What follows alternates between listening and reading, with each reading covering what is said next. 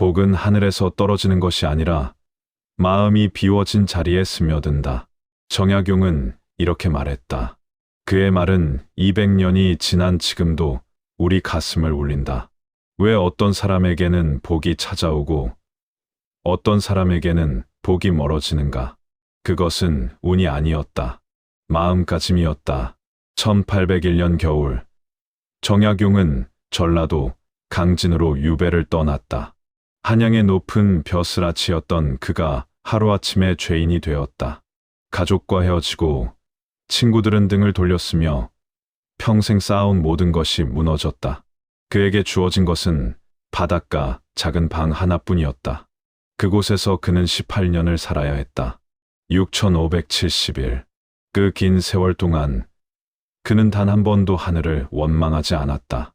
유배지 첫날 밤, 정약용은 창문을 열고 바다를 바라보았다. 거센 바람이 불었고 파도 소리가 귓전을 때렸다. 그는 무릎을 꿇고 두 손을 모았다. 오늘도 살아있으니 이것이 복이다. 그 한마디를 되뇌며 그는 눈물을 흘렸다. 그것은 원망의 눈물이 아니었다. 감사의 눈물이었다. 다음 날 아침, 그는 마을을 걸었다. 그리고 한 노인을 만났다. 노인은 바닷가에 있는 초가집에서 혼자 살았다. 지붕은 기울었고 벽은 금이 가 있었으며 마당에는 잡초가 무성했다. 정약용이 물었다. 어르신, 혼자 사시기 힘드시겠습니다. 노인은 빙그레 웃으며 대답했다. 힘들다는 생각을 하면 힘들고 감사하다는 생각을 하면 감사하지요. 정약용은 그 말에 깊이 끌렸다. 무엇이 감사하십니까? 노인은 하늘을 가리켰다. 저 하늘이 감사하지요. 비가 오면 곡식이 자라고 해가 뜨면 따뜻해지니까요. 그러고는 땅을 가리켰다. 이 땅도 감사하지요. 씨를 뿌리면 싹이 나고 정성을 다하면 열매를 맺으니까요. 마지막으로 자신의 가슴을 두드렸다. 그리고 이 심장이 가장 감사하지요. 아침에 눈을 뜨면 여전히 뛰고 있으니까요. 정약용은 할 말을 잃었다. 노인은 아무것도 가지지 못했다. 가족도, 재산도, 명예도 없었다. 그러나 그의 얼굴에는 평화가 가득했다. 그의 눈빛에는 빛이 있었다. 어르신, 평생 이렇게 사셨습니까? 노인은 고개를 저었다. 아니지요. 나도 젊었을 때는 욕심이 많았습니다. 더 넓은 땅, 더 큰 집, 더 많은 곡식을 팔았지요. 그러다 60이 넘어서야 깨달았습니다. 내가 가진 것이 이미 충분하다는 것을요. 어떻게 깨달으셨습니까? 정약용이 물었다. 노인은 잠시 침묵하다가 말했다. 병을 앓았습니다. 죽을 뻔했지요. 사흘 밤낮을 앓다가 겨우 살아났습니다. 그때 깨달았습니다. 숨을 쉴 수 있다는 것, 걸을 수 있다는 것, 밥을 먹을 수 있다는 것이 얼마나 큰 복인지를요.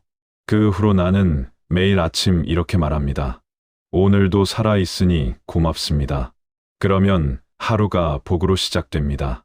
정약용은 그날 밤 깊이 생각했다. 자신은 모든 것을 잃었다고 생각했다. 그러나 노인의 말을 듣고 보니 자신에게도 여전히 많은 것이 남아 있었다. 두 눈으로 볼 수 있었고 두 손으로 글을 쓸 수 있었으며 두 발로 걸을 수 있었다. 그리고 무엇보다 생각할 수 있었다. 그것만으로도 충분했다. 다음 날부터 정약용은 달라졌다. 그는 매일 아침 일찍 일어나 손을 씻고 옷깃을 여몄다. 그리고 작은 방에 앉아 글을 썼다. 하루에 10시간씩 글을 썼다. 때로는 농사에 대해, 때로는 의학에 대해, 때로는 정치에 대해 썼다. 그는 불평하지 않았다. 원망하지 않았다. 오직 감사하며 글을 썼다. 유배 3년째 되던 해, 정약용은 다시 노인을 찾아갔다. 그런데 노인의 집에 낯선 사람이 있었다. 젊은 남자였다. 옷차림이 화려했고 손에는 금반지가 빛났다. 노인이 소개했다. 이웃 마을의 김씨 어른입니다. 이 고을에서 제일 부자지요. 김씨는 정약용에게 고개를 끄덕이더니 노인에게 말했다. 어르신, 제가 드리는 쌀 받으셨습니까? 노인이 대답했다. 고맙습니다. 잘 먹고 있습니다. 김 씨가 떠난 후 정약용이 물었다. 저분은 좋은 분 같습니다. 노인은 고개를 저었다. 겉으로는 그래 보이지요.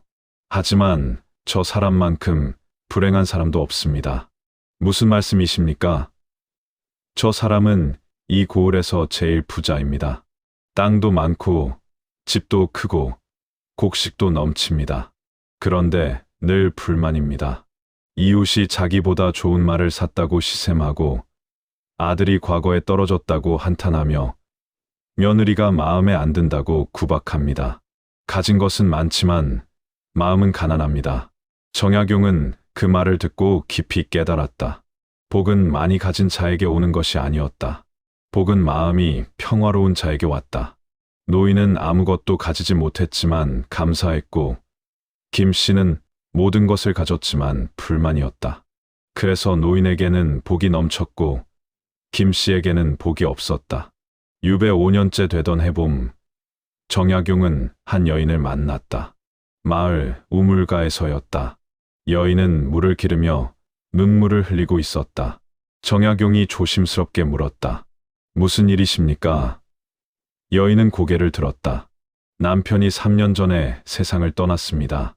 어린 자식 둘을 혼자 키우는데 올해는 흉년이 들어 먹을 것이 없습니다. 어찌해야 할지 모르겠습니다. 정약용은 자신도 넉넉지 못했지만 가진 쌀 한 되를 덜어 주었다. 이것이라도 받으십시오. 여인은 눈물을 닦으며 말했다. 고맙습니다. 그런데 선생님, 저는 원망스럽습니다. 왜 하필 제 남편이 일찍 가야 했습니까? 왜 제 자식들이 굶어야 합니까? 정약용은 잠시 침묵하다가 말했다. 원망은 상황을 바꾸지 못합니다. 다만 마음을 더 아프게 할 뿐입니다. 원망 대신 오늘 할 수 있는 일을 찾으십시오. 그것이 복을 부르는 길입니다. 1년 후 정약용은 다시 그 여인을 만났다. 여인은 놀랍게도 밝은 얼굴을 하고 있었다. 선생님, 그때 그 말씀 기억하십니까? 저는 그날부터 원망을 멈췄습니다. 대신 아침마다 아이들 얼굴을 보며 감사했습니다. 오늘도 살아있구나. 오늘도 너희와 함께 있구나. 그렇게 생각하니 힘이 났습니다. 그리고 이웃들이 도와주기 시작했습니다. 누군가는 쌀을 주고 누군가는 일감을 주었습니다. 지금은 아이들도 건강하고 우리 셋이 행복합니다. 정약용은 깊이 고개를 끄덕였다. 여인은 상황이 나아져서 행복한 것이 아니었다. 마음을 바꿔서 행복해진 것이었다. 원망을 감사로 바꾸자 복이 찾아온 것이었다. 정약용은 그날 밤 글을 썼다. 복은 밖에서 오지 않는다. 복은 안에서 자란다. 마음을 바꾸면 세상이 바뀐다. 유배 10년째 되던 해, 정약용은 제자를 받기 시작했다. 처음에는 2~3명이었다. 그러나 시간이 지나며 10명, 20명으로 늘어났다. 그들은 먼 곳에서 찾아와 정약용에게 배웠다. 어느 날, 한 제자가 물었다. 스승님, 복이 무엇입니까? 정약용은 창밖을 가리켰다. 저 나무를 보거라. 봄에는 꽃을 피우고, 여름에는 그늘을 만들고, 가을에는 열매를 맺고, 겨울에는 쉰다. 나무는 불평하지 않는다. 봄이 오면 꽃을 피우고, 겨울이 오면 잎을 떨군다. 그저 순리를 따를 뿐이다. 그것이 나무의 복이다. 사람도 그러해야 합니까? 제자가 물었다. 그렇다. 사람도 순리를 따라야 한다. 가진 것이 많으면 나누고, 가진 것이 적으면 감사하며, 어려움이 오면 견디고, 좋은 일이 오면 기뻐한다. 그렇게 순리를 따르면 복이 온다. 그러나 순리를 거스르면 복이 달아난다. 가진 것이 많은데 욕심을 부리고, 가진 것이 적은데 불평하며, 어려움이 왔는데 원망하고, 좋은 일이 왔는데 교만하면 복은 멀어진다. 다른 제자가 물었다. 그렇다면 스승님, 가난한 사람과 부유한 사람 중 누가 더 복이 많습니까? 정약용은 미소 지으며 대답했다. 둘 다 복이 있을 수 있고 둘 다 복이 없을 수 있다. 중요한 것은 가진 것에 많고 적음이 아니라 마음가짐이다. 가난해도 감사하면 복이 있고 부유해도 불평하면 복이 없다. 제자들은 고개를 끄덕이며 그 말을 가슴에 새겼다. 유배 15년째 되던 해, 정약용은 다시 김 씨를 만났다. 김 씨는 5년 전보다 더 늙어 보였다. 얼굴에는 주름이 깊어졌고 눈빛에는 생기가 없었다. 어르신, 편찮으십니까? 정약용이 물었다. 김 씨는 한숨을 쉬며 말했다. 선생, 나는 모든 것을 가졌습니다. 그런데 왜 이리 공허합니까? 아침에 눈을 떠도 기쁘지 않고 밤에 잠들어도 편안하지 않습니다. 정약용이 물었다. 혹시 누군가에게 베풀어 본 적이 있으십니까?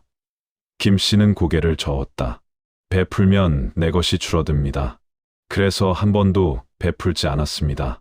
정약용은 조용히 말했다. 그것이 어르신께 복이 없는 이유입니다.